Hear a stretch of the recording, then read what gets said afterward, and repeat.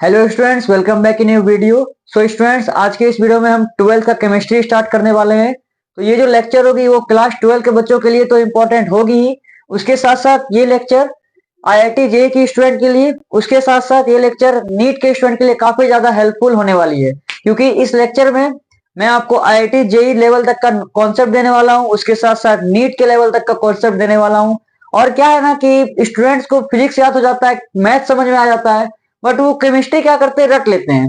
Chemistry का जो organic part है वो उसका इक्वेशन वो लोग रट लेते हैं, उन्हें फॉर्मेशन करना नहीं आता, इक्वेशन बनाना नहीं आता है, तो वो लोग क्या करते हैं, रट लेते हैं। इसीलिए लोगों को केमिस्ट्री क्या है, पूरा हार्ड लगने लगता है।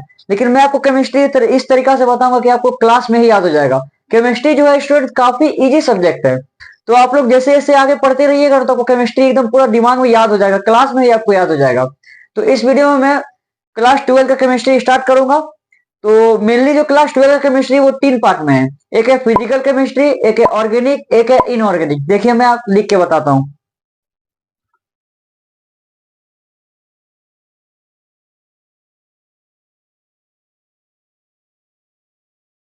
देखिए 12 का जो केमिस्ट्री है वो मेनली 3 पार्ट में डिवाइडेड है। पहला जो है वो फिजिकल केमिस्ट्री है, भौतिक रसायन हिंदी में जिसे बोलते हैं।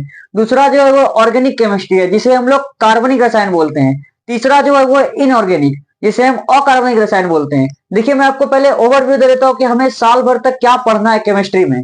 तो देखिए फिजिकल केमिस्ट्री में फिजिकली चीज पढ़ेंगे, जैसे कि सॉलिड स्टेट हो गया, इसमें 3 4 5 चैप्टर है। सॉलिड स्टेट हो गया, इलेक्ट्रोकेमिस्ट्री हो गया, सरफेस केमिस्ट्री हो गया, ये सब इसमें 5 चैप्टर है टोटल।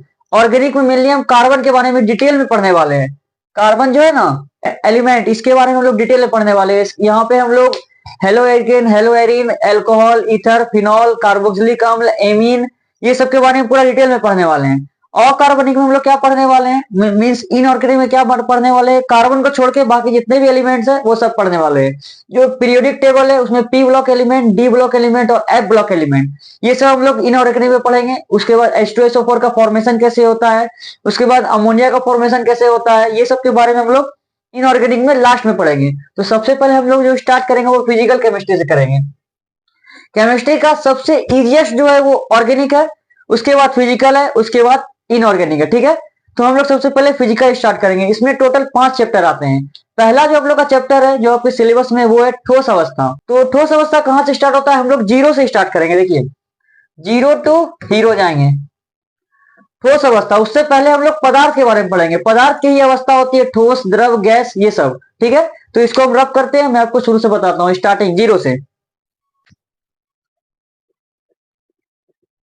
तो देखिए हम लोग एकदम बेसिक से स्टार्ट कर रहे हैं। तो सबसे पहला आपका टॉपिक क्या होगा, पदार्थ।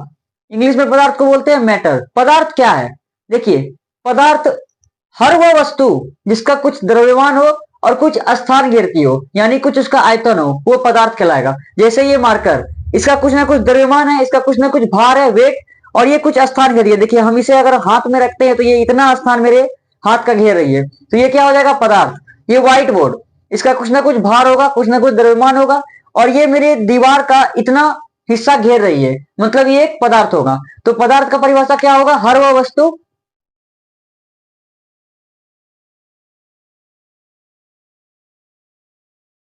देखिए हर वो वस्तु जिसका कुछ द्रव्यमान हो और कुछ स्थान घेरती हो, पदार्थ कहलाती है। Anything which has mass and occupied space is called matter. तो ये समझ गए। और पदार्थ की ही अवस्थाएं होती है मिलती। देखिए आप लोग 9 क्लास से ही पढ़ते आ रहे हैं पदार्थ की 3 अवस्था, ठोस, द्रव, गैस। लेकिन 12th में आपको 5 अवस्था के बारे में पढ़ना है। पदार्थ की टोटल 5 अवस्था होती है। मुख्य जो होती है वो सॉलिड, लिक्विड, गैस, ठोस, द्रव्य और गैस। लेकिन 12th में आपको 5 अवस्थाओं के बारे में पढ़ना है, मैं आपको ये बताता हूं। ठीक है, देखिए पदार्थ की अवस्थाएं, स्टेट्स ऑफ मैटर। ठीक है, तो पदार्थ की अवस्थाएं कितनी होती है, टोटल 5 होती है।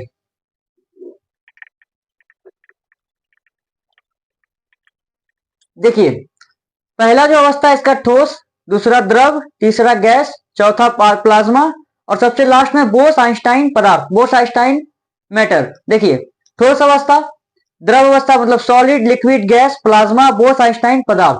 देखिए आप लोग को ये दोनों नया लग रहा होगा, इसके बारे में तो आप जानते होंगे। देखिए ठोस के जो अणु होते हैं ना, अणु, अणु मतलब होता है जिससे वो बना है, उसका सबसे सूक्ष्मतम इकाई को अणु बोलते हैं, मोलिक्यूल। तो इसके जो अणु होते हैं ना वो काफी चिपके हुए होते हैं, आपस में एक मजबूत बल के द्वारा बंधे होते हैं, जिससे बोलते हैं अंतरा आणविक बल। दो अणु के बीच लगने वाले बल को अंतरा आणविक बल कहते हैं, इंटरमोलिक्यूलर फोर्स। तो इसका जो अणु होते हैं ना ठोस के, वो काफी चिपके हुए होते हैं एकदम मजबूती से, और उस मजबूती का नाम क्या है? अंतरा आणविक बल। जो द्रव होता है उसके अणु दूर दूर होते हैं, उसके अणु, द्रव के अणु ठोस की तुलना में हल्का दूर होते हैं, और गैस के अणु ठोस और द्रव की तुलना में काफी दूर होते हैं। अगर गैस का अणु यहाँ है तो एक यहाँ होगा, एक यहाँ होगा, मतलब गैस का अणु द्रव और ठोस की तुलना में बहुत ज्यादा दूर होते हैं, मतलब इन पे अंतराण्विक बल बहुत ही कम होता है। उससे ज्यादा होता है द्रव में, सबसे ज्यादा अंतराण्विक बल किसमें होता है? ठोस में होता है। और प्लाज्मा अवस्था क्या है? देखिए आप लोग समझने की कोशिश कीजिए। प्लाज्मा अवस्था एक पदार्थ की एक अवस्था है। देखिए प्लाज्मा अवस्था सबसे गर्म अवस्था है, मतलब ठोस की पदार्थ की अवस्थाओं में से सबसे गर्म अवस्था कौन सी है? प्लाज्मा। अब देखिए ये कहाँ पाई जाती है? सूर्य जो है ना, सूर्य के चारों तरफ जो अवस्था है वो कौन सी अवस्था है? प्लाज्मा अवस्था। देखिए आप, सूर्य तो ठंडा है नहीं, बहुत ज्यादा हीटेड है वो। देखिए द्रव, ठोस को जब हम गर्म करते हैं ना तो वो द्रव में बदलती है, और द्रव को जब हम लोग गर्म करते हैं तो वो गैस में बदलती है। अब गैस को बहुत ज्यादा उच्च वोल्टता दिया जाता है, या उच्च तापमान, उच्चतम तापमान, हाई हीट पे जब हम लोग गर्म करते हैं तो वो कौन सी अवस्था बनती है? प्लाज्मा अवस्था। तो सूर्य पे जो अवस्था है वो कौन सी अवस्था है? प्लाज्मा अवस्था। मतलब ये प्लाज्मा अवस्था 5000 डिग्री सेल्सियस से स्टार्ट ही होती है। कितने से? 5000 डिग्री सेल्सियस, 3500, 4000, 5000 डिग्री सेल्सियस से स्टार्ट ही होती है प्लाज्मा अवस्था। तो ये पदार्थ की सबसे गर्म अवस्था है। और प्लाज्मा अवस्था कहाँ देखने मिलती है? देखिए आप लोगों ने कलरफुल ट्यूबलाइट देखा होगा, ट्यूबलाइट्स होते हैं ना कलरफुल, तो उसमें जो कलर होता है वो किसके? वो प्लाज्मा होता है। उसमें हम लोग निष्क्रिय गैस भरते हैं, जैसे नियोन। मैं एग्जांपल दे रहा हूँ, ट्यूबलाइट में कौन सा गैस होता है? निष्क्रिय गैस, जैसे कि नियोन या आर्गन। तो उसमें जो कलर चेंज होता है, कभी लाल होता है, कभी हरा हो जाता है, वो किसकी वजह से होता है? प्लाज्मा अवस्था से। और बहुत सारे घरों में कलर टीवी, अभी अभी सबके घरों में है, तो कलर टीवी में जो कलर होता है ना, जो कलर प्रोड्यूस करता है वो कौन करता है? प्लाज्मा। आप लोग देखे होंगे टीवी को प्लाज्मा टीवी ही बोलते हैं। जो ब्लैक एंड टीवी होगा, ब्लैक एंड व्हाइट टीवी, अगर उससे हमको प्लाज्मा टीवी में करना है तो वो कलरफुल टीवी हो जाता है। तो उसमें क्या होता है? प्लाज्मा अवस्था होता है। अब देखिए प्लाज्मा अवस्था के बारे में समझ गए। ये पदार्थ की सबसे गर्म अवस्था है, कहाँ पाई जाती है? सूर्य के चारों तरफ और ट्यूबलाइट्स में, टीवी में। और अब देखते हैं बोस आइंस्टाइन पदार्थ। देखिए जितना गर्म ये प्लाज्मा अवस्था है उतना ही ठंडा ये बोस आइंस्टाइन अवस्था है। जब किसी पदार्थ को एकदम ठंडा किया जाता है परम शून्य ताप पर, -273 केल्विन पर, तब कौन सा निर्माण होता है? बोस आइंस्टाइन पदार्थ। इसमें क्या होता है ना, इलेक्ट्रॉन जो होते हैं आपस में आके जुड़ जाते हैं पूरा मजबूती से, एक सुपर एटम का निर्माण होता है। उसे क्या बोलते हैं? बोस आइंस्टाइन पदार्थ। तो पदार्थ की कुल 5 अवस्थाएं।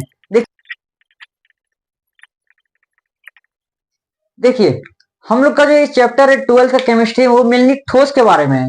ठीक है, हम लोग को ठोस के बारे में पूरा डीपली नॉलेज लेना है। लेकिन उससे पहले मैं आपको इन तीनों में अंतर बताता हूँ, सॉलिड, लिक्विड और गैस में।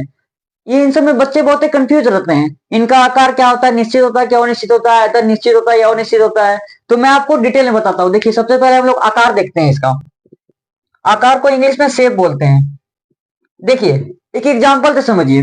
ये मार्कर है, ये ठोस अवस्था में, इसको अभी हम यहाँ रखते हैं, ठीक है। और 50 साल 100 साल बाद अगर देखेंगे तो ये इतना ही रहेगा। ये थोड़ी है कि अगर ये 5 इंच का है तो ये 10 इंच हो जाएगा, ऐसा थोड़ी होगा। ये अगर ये 5 इंच का है तो ये 2 इंच का हो जाएगा। आकार तो चेंज इसका नहीं होगा, शेप तो इसका चेंज नहीं होगा, क्योंकि ये ठोस अवस्था में।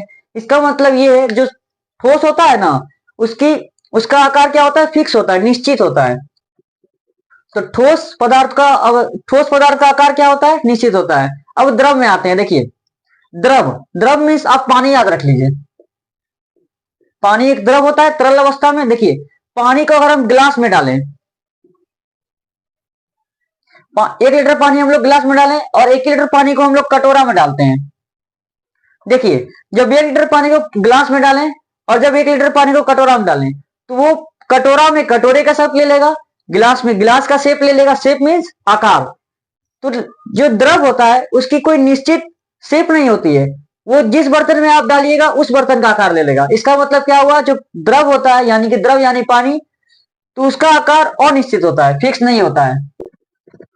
काफी इजीली तरीके से मैं आपको समझा रहा हूं। अब देखिए गैस, गैस भी अनिश्चित होता है। कैसे? देखिए अगर हम एक अगरबत्ती जलाएं, आप एक रूम में एक अगरबत्ती जलाइए, एक छोटा सा रूम ले लीजिए, उसमें एक अगरबत्ती जलाइए, एक ही जलाना है, तो पूरा रूम में उसके अणु मतलब धुआं फैल जाएगा। और उसी अगरबत्ती को लेकर के आप अपने ये कॉरिडोर होता है ना, मीटिंग रूम, ये बहुत बड़ा होता है मीटिंग रूम, उसमें जलाइए। वो अगरबत्ती का धुआं, एक अगरबत्ती का धुआं पूरा मीटिंग रूम में ही फैल जाएगा। इसका मतलब क्या हुआ, उसका भी आकार अनिश्चित हुआ। मीन्स एक अगरबत्ती से एक रूम भी प्रभावित हो रहा है, और एक मीटिंग रूम मतलब 4 रूम के बराबर एक मीटिंग रूम होता है, बहुत बड़ा होता है मीटिंग रूम या हॉल, तो एक अगरबत्ती से पूरा हॉल भी सुगंधित हो जाता है। तो गैस का अणु क्या होता है, दूर दूर होता है, इसीलिए ये अनिश्चित होगा। इसका भी आकार क्या होता है, अनिश्चित। तो आप समझ गए, ठोस पदार्थ का आकार क्या होता है, निश्चित, द्रव का होता है अनिश्चित, और गैस का होता है अनिश्चित। अगर आपको भी भूल जाए तो ये गिलास और कटोरा का आप लोग एग्जाम्पल ले लीजिएगा। ठोस पदार्थ में से आप पेन से लिख रहे होंगे, तो पेन आपके लिए क्या हो जाएगा, ठोस पदार्थ। तो आपका आपके आंख के सामने एग्जाम्पल दिया हुआ है, आपको सिर्फ निश्चित अनिश्चित तय करना है क्या होता है नहीं होता है। मैं आपको इसके पीछे का मैंने आपको कॉन्सेप्ट समझा दिया। अब देखिए हम लोग देखते हैं आयतन। आयतन को इंग्लिश में बोलते हैं वॉल्यूम। देखिए आयतन मतलब होता है कितना स्थान घेरता, मतलब देखिए ये जो मार्कर है ना, कितना स्थान मेरे हथेली पे घेर रहा है, तो ये यहाँ पे रख दिए, आज रखे, इसको 20 साल बाद आके देखेंगे तो ऐसा ही रहेगा। ये थोड़ी आज मेरा इतना हथेली का स्थान घेर रहा है तो कल पूरा इतना स्थान घेर लेगा, ऐसा थोड़ी होगा। व्हाइट बोर्ड मेरा दीवार का इतना स्थान घेर रहा है, अगर हम 50 साल बाद आके देखेंगे तो तभी भी इतना स्थान घेरेगा। ये थोड़ी है कि ये बोर्ड इतना बड़ा हो जाएगा, इतना लंबा हो जाएगा, वैसा थोड़ी होगा। मतलब ठोस पदार्थों का जो आयतन होता है वो निश्चित होता है, बदलता नहीं है। अब आते हैं द्रव में, इसमें ट्विस्ट है। देखिए आयतन मतलब क्या होता है, कितना स्थान घेरती है। अगर हम 1 लीटर पानी ले लें, द्रव मीन्स पानी, तो पानी ले लें, अगर इसको कटोरा में डालें, अगर कटोरा में देखिए यहाँ 1 लीटर का साइन है, या 2 लीटर का साइन है, या 3 लीटर का साइन है, और एक गिलास ले लेते हैं, 1 लीटर का साइन, 2 लीटर का साइन, 3 लीटर का साइन। देखिए हम लोग अगर 1 लीटर पानी लेंगे, इसमें डालेंगे, तो 1 लीटर तक भरेगा, ये यहां तक भर जाएगा। अगर इसी 1 लीटर पानी को हम लोग गिलास में डालेंगे, तो यहां पर भी 1 लीटर में भर जाएगा। थोड़ी 1 लीटर का पानी अगर कटोरा से निकाल के गिलास में डालेंगे 2 लीटर का हो जाएगा, ऐसा थोड़ी होगा। मतलब क्या है, इसका आयतन बराबर होगा। इसमें भी 1 लीटर का स्थान घेरेगी ये द्रव, 1 लीटर पानी, और 1 लीटर का अगर इसमें गिलास में डालते हैं तो यहाँ भी 1 लीटर का इतना स्थान ही वो द्रव या पानी घेरेगी। इसका मतलब इसका जो आयतन होता है वो क्या होता है, निश्चित होता है।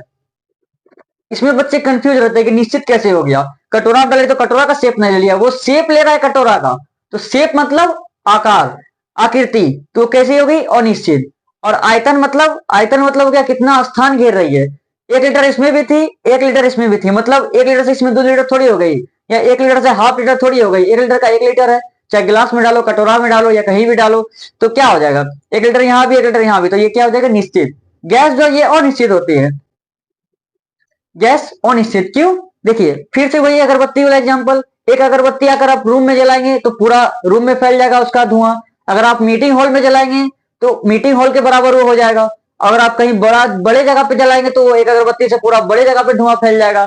इसका मतलब इसका क्या, आयतन भी अनिश्चित होता है। तो आपने देखा, ठोस का आकार निश्चित, द्रव का अनिश्चित, गैस का अनिश्चित। आयतन ठोस का निश्चित, द्रव का निश्चित और गैस का अनिश्चित। तो ये कभी कभी ऑब्जेक्टिव में पूछ देते हैं, हालांकि ये आप पूरा बेसिक है, ये आपको याद ही रहना चाहिए। तो मेनली जो हमारा 12th में टॉपिक है वो ठोस अवस्था के बारे में, तो ये मैं रब कर देता हूँ। गैस और द्रव के बारे में आपको नहीं पढ़ना है, आपको मेनली ठोस के बारे में पढ़ना है। ठोस कितने प्रकार के होते हैं, क्या क्या है, उसको पूरा डीपली पढ़ना है। तो चलिए हम लोग ठोस अवस्था अब स्टार्ट करते हैं। देखिए ठोस अवस्था को ज्यामिति के आधार पर इसे 2 भागों में बांटा गया है। कौन कौन, एक है क्रिस्टलीय ठोस, एक है अक्रिस्टलीय ठोस। देखिए इसको बांटा गया ज्यामिति के आधार पर, मतलब इसकी ज्यामिति कैसी है। तो क्रिस्टलीय ठोस, अक्रिस्टलीय ठोस। क्रिस्टलीय ठोस को इंग्लिश में बोलते हैं क्रिस्टलाइन सॉलिड। अक्रिस्टलीय ठोस के बहुत सारे नाम हैं, सूडो सॉलिड भी बोलते हैं इसको, नॉन क्रिस्टलाइन सॉलिड भी बोलते हैं, अमोर्फस सॉलिड भी बोलते हैं। आगे आगे जैसे वीडियो आप देखते जाइएगा इसका नाम आपको पता चलते जाएगा, कौन से नाम पे ये, कौन से गुण पे इसका नाम सूट करता है। ठीक है, अभी आप ओवरऑल समझिए। क्रिस्टलीय ठोस, देखिए क्रिस्टलीय ठोस का एक उदाहरण है लोहा, और अक्रिस्टलीय ठोस का उदाहरण है रबड़। देखिए जब भी क्रिस्टलीय ठोस का उदाहरण है ना, तो आप लोहा याद रखिए या NaCl, साधारण नमक NaCl। और जो अक्रिस्टलीय ठोस है इसका उदाहरण आप रबड़ रख सकते हैं। रबड़ क्या अक्रिस्टलीय ठोस है, क्यों है, अभी मैं आपको बता रहा हूं। देखिए क्रिस्टलीय ठोस, अक्रिस्टलीय ठोस। क्रिस्टलीय ठोस ठोस अवस्था का ज्यामिति के आधार पर पहला भाग है, और दूसरा क्या है, अक्रिस्टलीय ठोस। ठीक है, तो इन दोनों पे अभी हम अंतर देखते हैं। इन पे क्वेश्चन भी पूछता है बिहार बोर्ड में 2 नंबर में, क्रिस्टलीय ठोस को परिभाषित करें या अक्रिस्टलीय ठोस को परिभाषित करें या दोनों को परिभाषित करें। तो हम लोग कैसे परिभाषित करेंगे, आप देखिए। देखिए कैसे परिभाषित करेंगे। सबसे पहले हम लोग परिभाषित करते हैं ज्यामिति के आधार पर। सबसे पहले हम लोग क्या करते हैं, कौन सा गुण के आधार पर हम लोग इसे परिभाषित कर रहे हैं। तो सबसे पहले ज्यामिति के आधार पर। तो जो क्रिस्टलीय ठोस होता है इसकी एक निश्चित ज्यामिति होती है, और जो अक्रिस्टलीय ठोस होता है इसकी अनिश्चित ज्यामिति होती है। कैसे, देखिए क्रिस्टलीय ठोस का मैं एक उदाहरण लेता हूं, NaCl। उसका जो संरचना होता है कुछ इस प्रकार होता है, देखिए।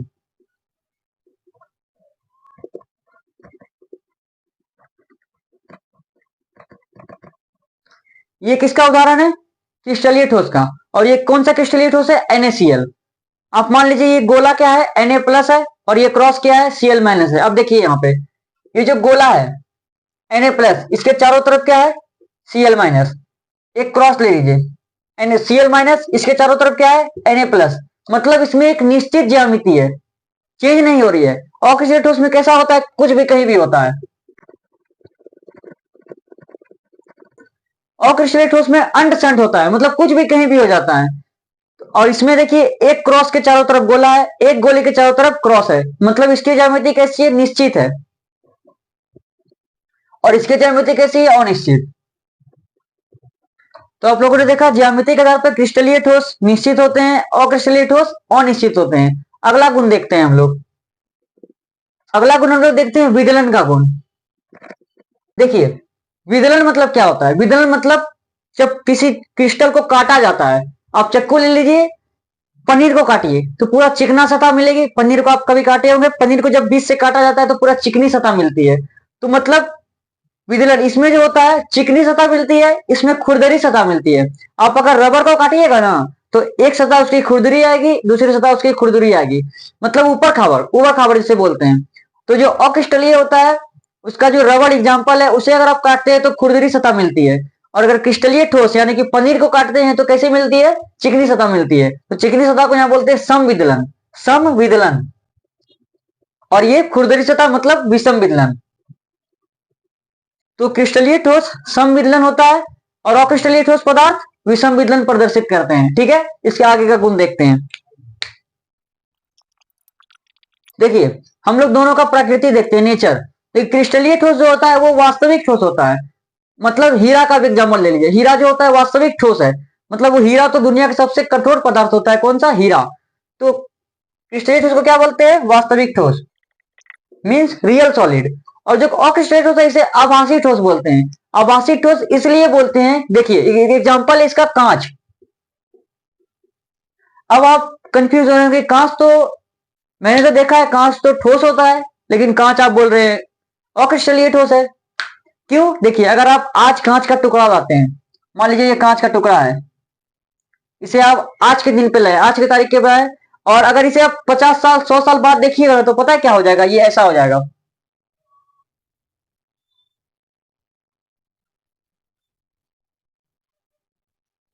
ये देखिए कांच का टुकड़ा सीधा था, अगर इसे आप 50 साल 100 साल बाद देखिएगा तो ये कांच का टुकड़ा ऊपर से पतला और नीचे से मोटा हो जाएगा। इस गुण को पता क्या बोलते हैं, अति शीतल द्रव, सुपर कूल्ड लिक्विड। ऑक्सीडेंट को क्या कहा जाता है, सुपर कूल्ड लिक्विड। क्योंकि इसका जो उदाहरण है कांच, अगर इसे 50 साल 100 साल बाद देखते हैं तो इसका ऊपर का जो भाग होता है ना वो पतला होते जाता है और नीचे खसक जाता है। आप देख सकते हैं 50 साल 100 साल ये तुरंत देखने नहीं मिलेगा, 1-2 साल में पता नहीं चलेगा, 50 से 100 साल के बाद पता चलेगा कि ये जो कांच था पहले ऐसा हो गया और फिर ऐसा हो गया। तो इसका जो उदाहरण है कांच, तो कांच क्या होता है, अक्रिस्टलीय ठोस होता है। रबड़ क्या होता है, अक्रिस्टलीय ठोस होता है। और जो क्रिस्टलीय ठोस होता है वो हीरा हो गया, उसके बाद लोहा हो गया, NaCl हो गया, KCl हो गया, ये सब क्रिस्टलीय ठोस होते हैं। और इसी कारण से अक्रिस्टलीय ठोस को आभासी ठोस भी बोलते हैं, सूडो सॉलिड। और इसका एक और नाम है, इसे सुपर कूल्ड लिक्विड भी बोलते हैं, अति शीतित द्रव, सुपर कूल्ड लिक्विड। अगला गुण देखते हैं इसका। देखिए हम लोग अगला गुण देखते हैं दैशिकता का। दैशिकता का मतलब होता है, दैशिकता मतलब दिशा में, हर एक दिशा में कैसा कैसा गुण प्रदर्शित कर रहा है। देखिए हम लोग ऐसे एक तीर देते हैं और एक ऐसे तीर देते हैं, क्रिस्टलीय सॉलिड में, क्रिस्टलीय पदार्थ में, क्रिस्टलीय ठोस में। देखिए जब हम इधर से देखते हैं तो एक क्रॉस है, एक गोला है, एक क्रॉस है, एक गोला है, उसके बाद क्या आएगा, क्रॉस आएगा, हम लोग जानते हैं, इसके बाद क्रॉस आएगा। इधर से देखिए एक क्रॉस गोला क्रॉस गोला क्रॉस, उसके बाद क्या आएगा, गोला। अगर हम ऐसे देखते हैं, अब देखिए सारे क्रॉस एक तरफ हो गए और सारे गोला जितने थे एक तरफ हो गए, मतलब ये जो दैशिकता है अलग अलग दिशा में अलग अलग गुण प्रदर्शित कर रहा है। देखिए इधर सारे क्रॉस एक तरफ हो गए, इधर सारे गोला एक तरफ हो गए। लेकिन अगर हम इधर से देखते हैं, हम लोग इधर देख रहे हैं, ये हमारा आंख, हम लोग इधर से क्या कर रहे हैं, देख रहे हैं। तो इधर से जब देखते हैं तो सारा क्रॉस एक तरफ है, सारा गोला एक तरफ है। और जब हम इधर से देखते हैं तो देखिए एक क्रॉस एक गोला, एक क्रॉस एक गोला, एक क्रॉस एक गोला, ऐसा हो रहा है। तो इसे क्या बोलेंगे, विषम दैशिक। मतलब अलग अलग दिशा में अलग अलग गुण, मतलब विषम दैशिक या अदैशिक। इसको देखिए यहाँ पे एक तीर दीजिए या यहाँ पे ऐसे तीर दीजिए, आप जिधर से देखिएगा उधर ही कुछ उल्टा सीधा चीज मिलेगा आपको। इधर से देखिए तो क्रॉस गोला क्रॉस गोला क्रॉस गोला मिल रहा है, इधर से भी देखिए क्रॉस गोला मिल रहा है, मतलब पूरा यहाँ पे मिक्स हो गया है। तो इसे क्या बोलेंगे, समदैशिक। मतलब अलग अलग दिशा में समान गुण, यहाँ समान दिख रहा है आपको, क्रॉस गोला ही मिल रहा है, इसमें समझ में नहीं आ रहा है कौन कहाँ कैसे है। और इसमें देखिए इसमें आपको अलग अलग दिशा में अलग अलग गुण मिल रहा है, विषम दैशिक या अदैशिक। समदैशिक इसे इंग्लिश में बोलते हैं आइसोट्रोपिक, इसे एनिसोट्रोपिक, ठीक है। देखिए हम लोग अगला गुण देखते हैं, तो अगला गुण हम लोग देखते हैं ये दीर्घ परासी है या निम्न परासी है, मतलब लघु परासी। देखिए परासी मतलब होता है, देखिए जैसे यहाँ पे क्रॉस गोला, इसके बाद क्या आएगा, क्रॉस आएगा। इधर देखिए क्रॉस गोला क्रॉस गोला, इसके बाद क्या आएगा, गोला आएगा, मतलब अल्टरनेटिव चल रहा है। तो हम इसमें पता लगा सकते हैं कि इसके आगे क्या होने वाला है, तो इसे बोलते हैं दीर्घ परासरी। और इसमें देखिए क्रॉस गोला कुछ भी इधर उधर हो रहा है, मतलब इसे हम आगे क्या आएगा उसको हम नहीं बता सकते हैं। यहाँ आप देख रहे हैं कहीं पे तीन तीन क्रॉस एक साथ आ जा रहा है, कहीं पे चार चार गोला एक साथ आ जा रहा है, तो इसके आगे क्या आएगा वो हम लोग नहीं बता पाएंगे, तो इसीलिए इसको बोलते हैं निम्न परासरी। इसे हम लोग दीर्घ परासरी बोलते हैं, इसे हम लोग लघु परासरी बोलते हैं। मतलब इसके आगे क्या होगा हम लोग ये बता सकते हैं, लेकिन इसके आगे क्या आएगा, क्रॉस आएगा कि गोला आएगा, हम लोग नहीं बता सकते हैं। इसलिए लघु परासरी है ये, और ये दीर्घ परासरी है, लंबे समय तक ये चल सकती है, और ये लघु परासरी लंबे समय तक नहीं चल सकती है। देखिए हम लोग अगला गुण देखते हैं द्रवनांक और क्वथनांक का। देखिए ये जो क्रिस्टलीय ठोस होता है ना, क्रिस्टलीय पदार्थ जो होता है, क्रिस्टलीय ठोस पदार्थ, तो उसका जो द्रवनांक क्वथनांक होता है निश्चित होता है, और ये जो अक्रिस्टलीय होता है उसका अनिश्चित होता है। ऐसा क्यों, देखिए आप अगर नमक 1 kg नमक ले लीजिए, उसको आप गर्म कीजिए, तो एक ऐसा तापमान आएगा जिसपे सारा नमक एक ही साथ गलना प्रारंभ करेगा। एक ऐसा तापमान आएगा जिसमें नमक जो है 1 kg नमक वो एक साथ पिघलना प्रारंभ करेगा, एक साथ द्रव में बदलना प्रारंभ करेगा। लेकिन अगर आप रबड़ ले लीजिए और उसको आप तापमान दीजिए, मतलब रबड़ को जलाइए, तो आप देखे होंगे जब ये गाड़ी का टायर जला जाता है तो आधा हिस्सा उसका धुआं बन के उड़ता है, आधा हिस्सा उसका चिपचिपा होता है मतलब द्रव, और आधा हिस्सा ठोस पड़ा हुआ रहता है।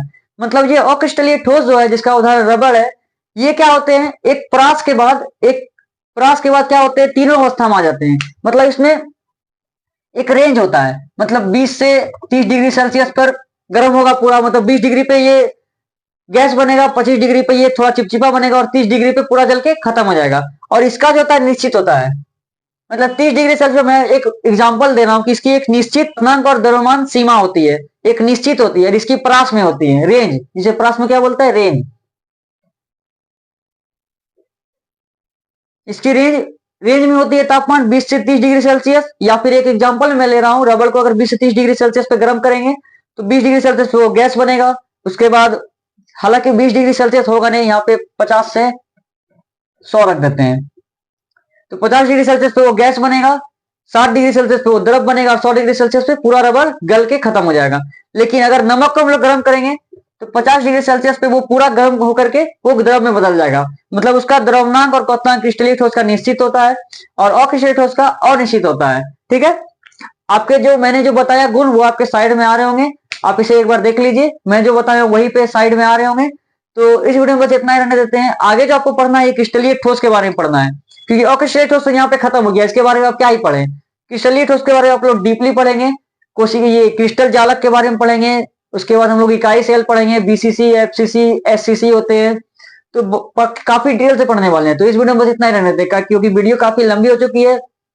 आई होप की वीडियो को पसंद आई होगी। अगर पसंद आए तो इस वीडियो को लाइक कर दीजिए और अगर आप 12th का केमिस्ट्री तो आप पढ़ ही लिए, 12th का फिजिक्स पढ़ना चाहते हैं या फिर मैथ पढ़ना चाहते हैं तो उसका लिंक आपको डिस्क्रिप्शन में मिल जाएगा, तो उसे आप एक बार चेकआउट जरूर कीजिएगा।